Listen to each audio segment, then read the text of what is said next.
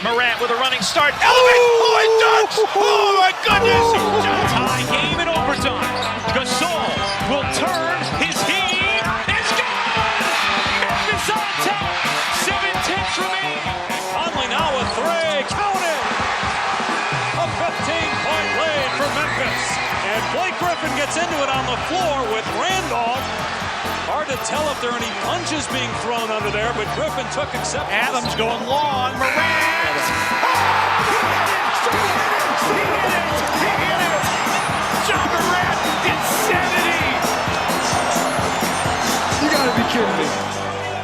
Welcome to Grits and Grinds, a Memphis Grizzlies podcast.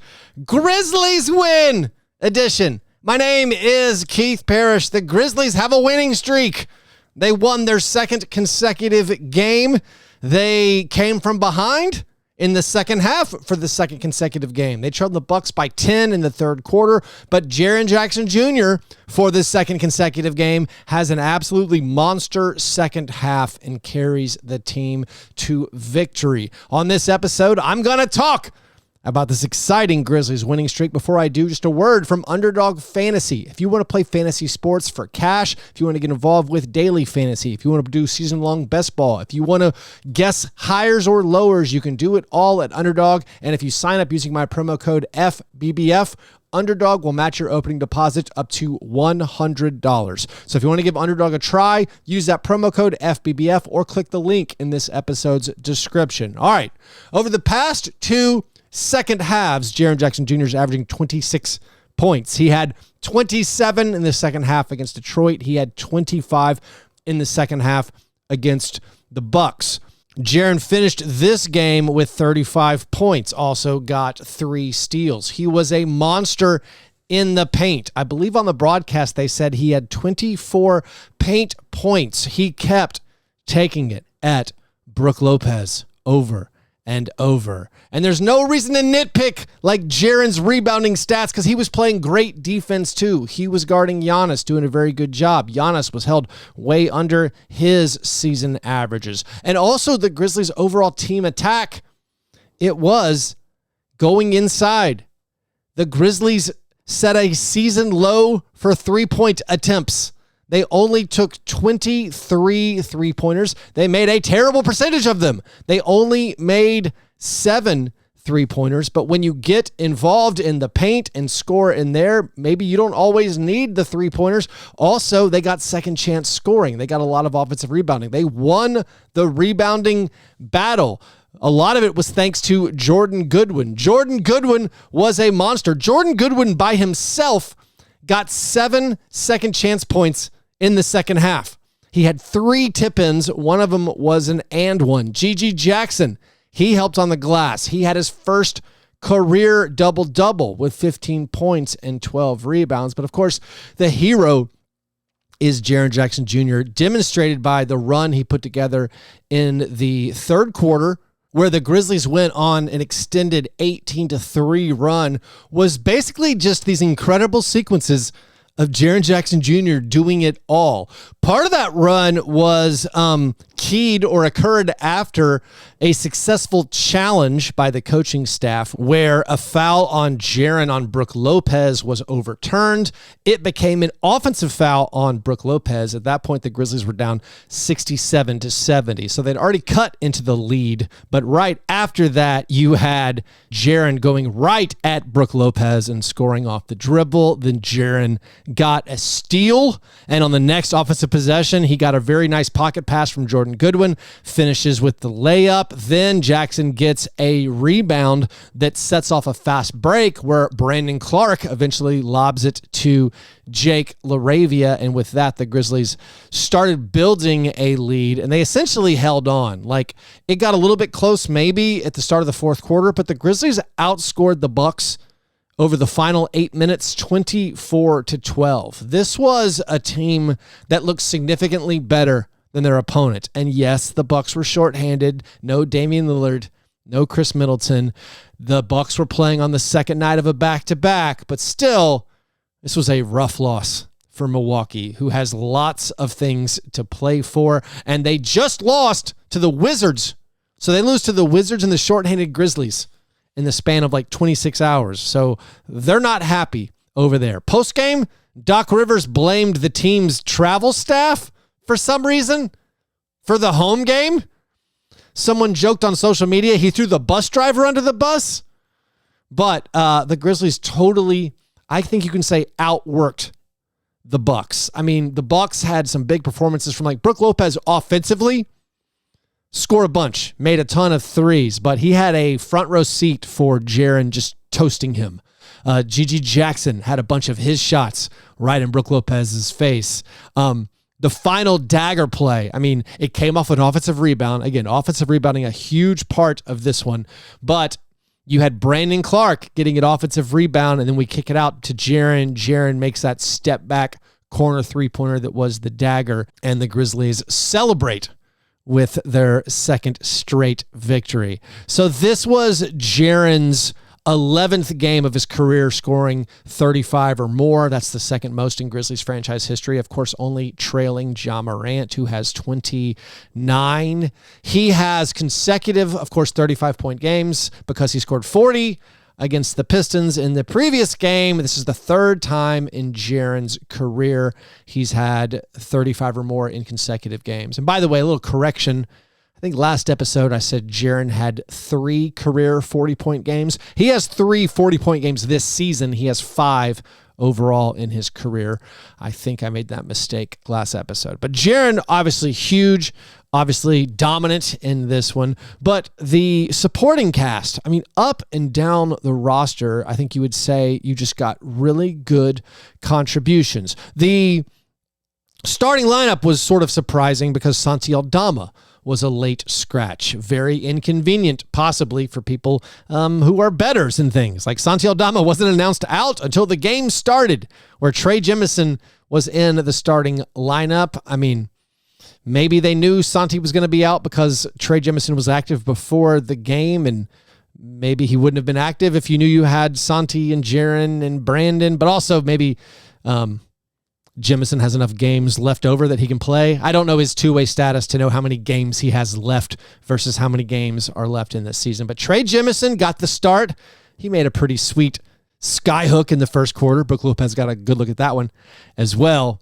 But you started Scottie Pippen Jr. and then Kennard and then Gigi, Jaren, and Trey Jemison. But the bench mob, I mean, talk about putting on your hard hats, like the lunch pail gang or something. The bench guys, Jake LaRavia, Jordan Goodwin, Lamar Stevens, they were awesome in this game. And they just kept working so hard. And you had like LaRavia stuffing Giannis. I mean, mainstream media won't talk about it, but Jake LaRavia blocked Giannis and stole the ball from him twice. Jake was awesome in this game. He also drew a shooting foul on Giannis. He did like the dark arts of foul baiting on Giannis on a drive.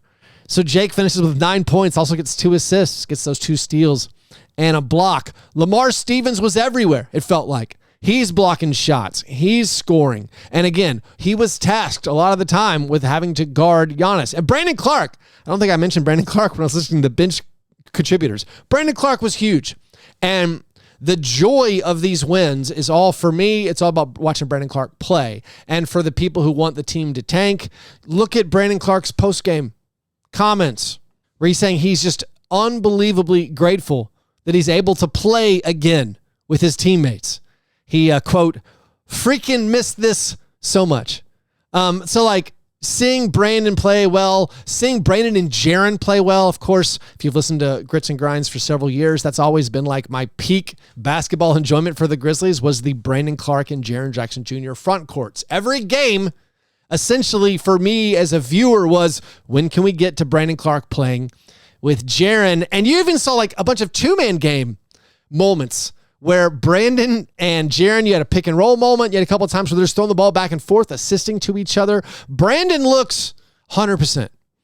I mean, maybe he's not jumping as high. We haven't seen him really finish any big alley-oops or anything, but Brandon Clarke had 14 points, 7 rebounds, did it on high efficiency once again. He had 3 assists. He's playing good defense. He missed a wing three-pointer. It was a catch and shoot. Not normally the shot he takes, and he airballed it to be more specific.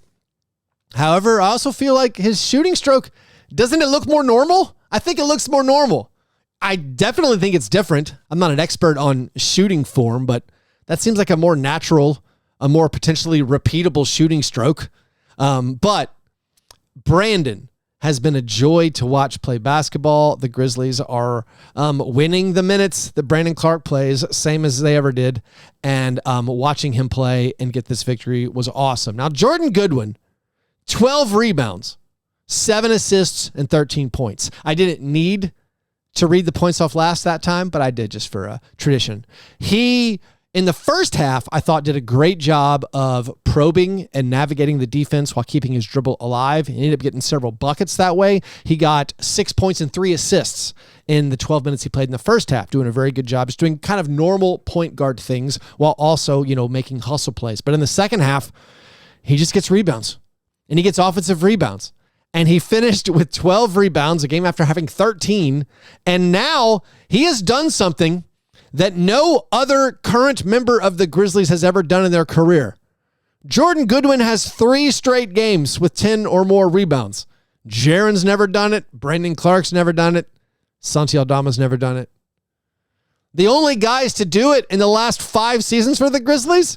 All right, Bismack Biyombo did 4 straight games this year earlier. And then it's Steven Adams and Jonas Valanciunas. So Jordan Goodwin, our point guard, keeps getting all of these offensive rebounds. So it was an awesome game, I thought, from Jordan Goodwin. Luke Kennard, by the way, started. Luke Kennard had a very, very quiet game. He took 4 shots. He made 1 3-pointer, so he scored 3 points. He was not a part of the closing lineup. They closed this game down with their dogs. They had Jaren Jackson, Gigi Jackson, and then Jordan Goodwin, Lamar Stevens, and Jake LaRavia. I mean, Brandon Clarke, as well as he played, he didn't even come back until the final 2 minutes. They were riding LaRavia, Lamar, and Goodwin. Those guys were hooping. And I don't know. I know it's April and the games don't really matter. Of course, the games don't matter. I just cherish as a fan victories. And I cherish watching my favorite players play, if that's Brandon Clarke. I cherish watching them play and get the results. And it's great to see the fringe guys come through like they did. And you just give credit to all the guys who are out there playing so hard. But interestingly, again, no Luke Kennard. Also, for the second straight game, of course, Santi was injured this game. Santi didn't play in the fourth quarter against the Pistons. So just notable, they're depending on the scrappers off the bench. They're depending on Jake LaRavia. They're depending on Gigi Jackson. Gigi Jackson, we can kind of finish with this. Gigi Jackson had a whale of a game. Yes, as I said, first career double-double, 15 points and 12 rebounds. But I think he might have put together the best overall collection of shots made in a game so far in his career.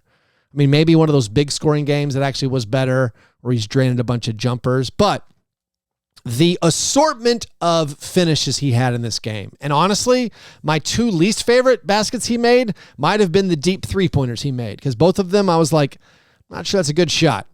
He made 2, I think both in the second quarter. I can't remember off the top of my head, but I know he made 2 3-pointers where he was a few feet behind the line, wasn't even really that open.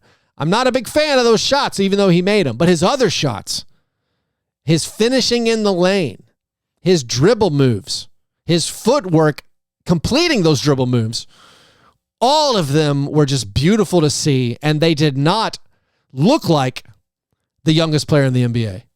It looked like an elite large wing skating through the paint and finishing over Brook Lopez or finishing past Giannis. And then there's like the 2-hand dunk where he's flat-footed, pump fakes to freeze Lopez, then just hammers it home. Gigi Jackson helping on the glass and making those kinds of offensive moves. Absolutely scintillating stuff. Very, very exciting to see.